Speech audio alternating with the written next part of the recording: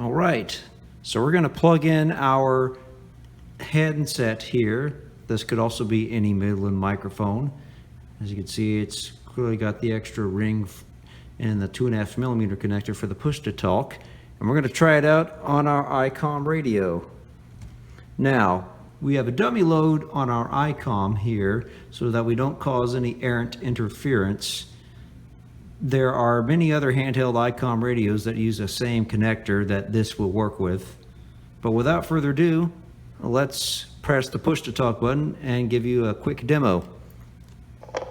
Test 1 2, test 1 2. We are testing the microphone, Midland microphone that is plugged into an Icom radio.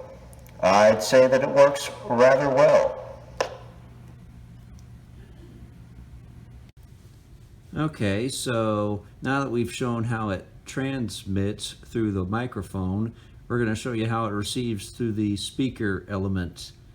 Now, a shoulder push-to-talk mic is usually much louder, and indeed there was an airsofter on YouTube who complained about this handset not sounding loud.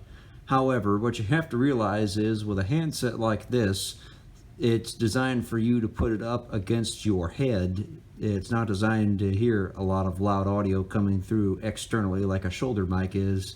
And that's what a lot of people fail to realize when using these things or when they have complaints of low volume. So I'm going to give you a quick demo here. We put our antenna on just for receive purposes only. And we have it tuned to the local tower frequency. So I'm going to turn it up. I'm going to let you guys hear what this sounds like.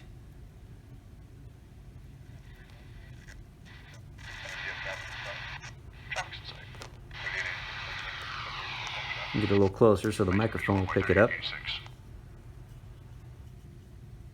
Very nice handset. I like it a lot.